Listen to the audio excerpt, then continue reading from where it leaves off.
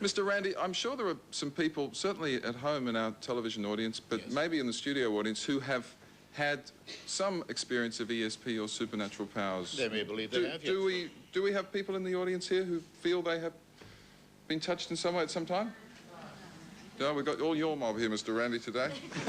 You should feel better now, James. How do you explain to the people who have had some experience, Mr. Randi, what have they been sort of lied to or fibbing to themselves? It would depend on what the experience is. If they think they've seen a UFO, then you have to discuss whether or not it really was a UFO or perhaps just a plane on its way to Auckland. If you don't identify it, it's unidentified. That doesn't mean it isn't a perfectly ordinary phenomenon.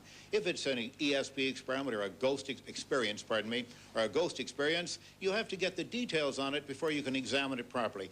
Each and every claim has its own assets and it has its own detractions, and you have to discuss them individually.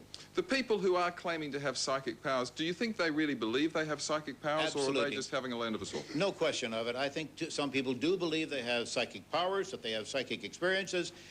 To them, it's very real. In most cases, when they're examined, they have perfectly mundane explanations. In other cases, we don't know whether they really took place or not. And there is a third classification, of course. They may be genuine psychic experiences, and that's what we're trying to find out. I've never heard James Randi say that before. Why is he saying it now? Well, you haven't been listening then. No, I've been listening. Yes, well, you haven't heard it because the point is, this man represents a group of people who don't want to they just want to maintain a position. They're not interested in the truth. Well, that's evidenced by some of the stuff I've got here. I think we heard Mr. Randi say then that it's not an absolute position, that you are not ruling out the possibility that maybe there are some people who have supernatural Always powers. willing to be shown. All I need to do is be shown. I love to hear that, because that's exactly what we're saying. I'm not...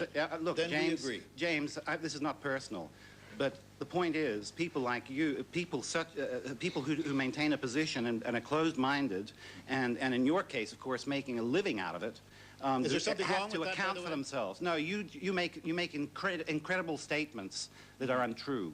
Okay? In your book, The Truth About Uri Geller, you lied about saying that... Yeah, that's true, right. Yes. You're saying it first to diffuse me. But well, you lied in the book. And you called the book The Truth About Uri Geller.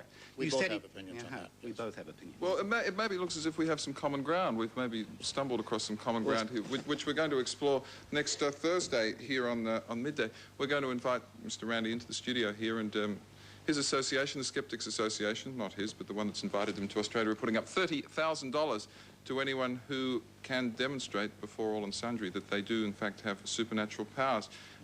If you are interested in coming in, please contact our producers here at Channel 9 in Sydney at the Midday Show. So the invitation is open.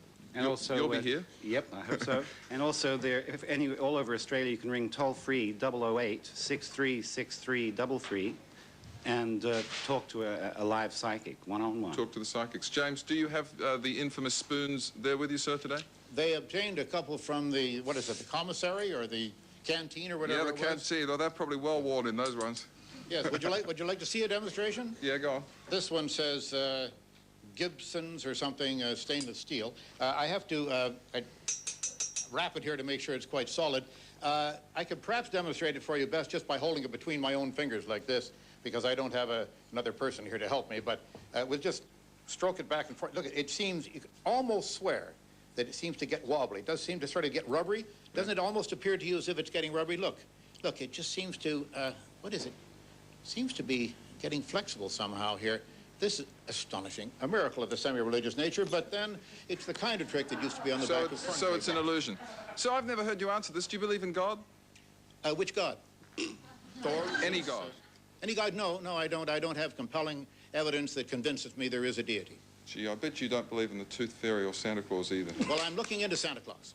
And I'm very seriously wondering about Santa Claus, yes. You can catch James Randi talking at the Australian Skeptics Convention this weekend and at various Melbourne venues next week. For the believers, as Simon pointed out, you can call the Australian Psychics free hotline on 008-636-333.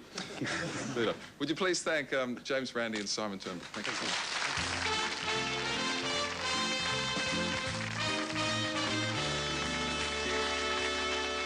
Friday on Burke's Backyard, making easy work of hardwood cuttings. Yes, you can do.